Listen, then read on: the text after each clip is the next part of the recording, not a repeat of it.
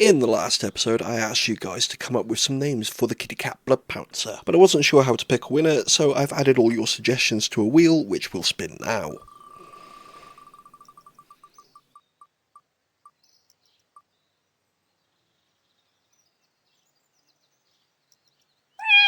So after the last 4 long and 1 very short, story-heavy, voice-acted quests, we have a series of very short quests to do next. And it would be during an extremely simple and quick fetch quest that I would make a mistake that would have far more drastic consequences than I could have ever imagined. But before that, we have Ernest the Chicken, one of the oldest quests in the game, released all the way back in January of 2001 during RuneScape Classic, and unlike many other quests, has had no real changes in the last 25 years. There was an update in 2009, but as far as I know, this just changed the reward to include feathers and eggs. Maybe some of the dialogue, I don't know. And every time I go through Draenor, Jagex tries to make me do the necromancy questline, and I've only got to wait like 20 plus in-game years to do that. Outside the haunted Draenor manor, we meet Veronica. After getting lost, her fiancé Ernest stopped in the manor to ask for directions. This was an hour ago, so she's getting a bit worried and asks us to go look for him. There's a sign on the door that says, "Adventurers beware, going in doesn't mean you'll come out again." That's pretty ominous. And after stepping through the door, it slams shut and locks behind us. On the top floor, we find one Professor Oddenstein. Ernest agreed to help him test his Poulet-morph machine, which turned him into a literal chicken. Because RuneScape, I guess. Immediately after this though, the poltergeists in the house broke the machine and hid its components around the ground. Pressure gauge is in the fountain outside, which is filled with piranhas for some strange and unknown reason, so he grabs some fish food from the first floor, some poison from the kitchen pantry, which seems like a rather strange place to keep it, remind me never to have lunch at this place, and let ourselves out through the back door. Kill the piranhas and grab the pressure gauge. There's a key and some compost, which opens the room behind the stairs, kill the skeleton, grab the tube, then through a trapdoor in a secret room, because of course every spooky building needs secret rooms. We come across the most infamous part of this quest, what Oddenstein referred to as his IQ testing room. Now, I may be showing how low my IQ is by saying this, but it doesn't exactly seem like an IQ test to me, just a needlessly tedious trial and error puzzle.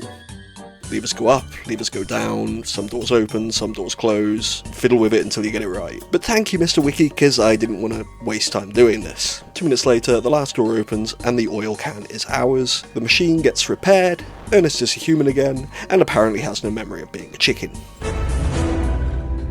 Count Draenor, brother to Luernial Draken, the overlord of much of the land of Mauritania, is one of the few, if not the last, surviving vampire trapped in Misthalin since the blessing of the river Salve in the 1200th year of the 4th Age. Which brings us on to Vampyre Slayer. Released 1 week after the last quest, this quest has also undergone very little change, having just some minor graphical and balancing reworks to the fight and rewards. To start, we talk to Morgan, the Saradominus missionary. Praise Saradomin, he has brought you here to save us all.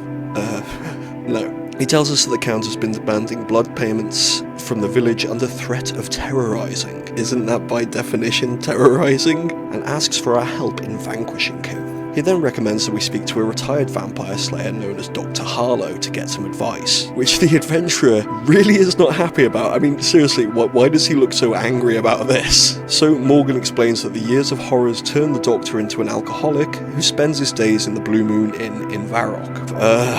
Hope he didn't see us just walk in and kill that guy the other week. Upstairs, we don't murder his wife, because you can't anymore, and retrieve some garlic from the drawers next to the bed, which I'm sure smelled fucking lovely. Then in Varrock, we meet the famous Slayer, pissed as a fart and demanding more alcohol. So, next on the list of sketchy shit the adventurer does, we enable Harlow's addiction and buy him a pint, which instantly seems to sober him up and makes him slur less, as he explains the art of staking a vampire through the heart to ensure they're finished for good. A tactic that, if I recall correctly, we will never use again when killing any other vampire throughout the game. No mention of Blisterwood, Blessed Silver, or randomness being our ally, although this could just be because of his weakened state. Vampires on this side of the South apparently can be taken down with normal weapons.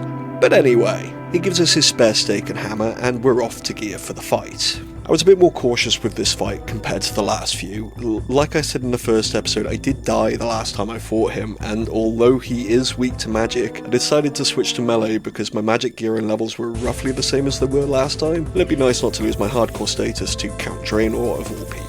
But this is the problem with having super easy combat leading up to this point. There's just this sudden difficulty spike, and if you are a new player just going through the quests, it's going to come out of nowhere. That combined with the relatively massive experience reward from this quest, maybe they should move this into adventure. Maybe they should move this into the adventurer of the timeline, or just make the earlier combat a little bit more difficult, or both. Both is good, but I digress again. The dickhead's dead. Morgan gives us a reward, which I dumped into magic because it's my favourite combat style, and it got us all the way from level 13 to 23,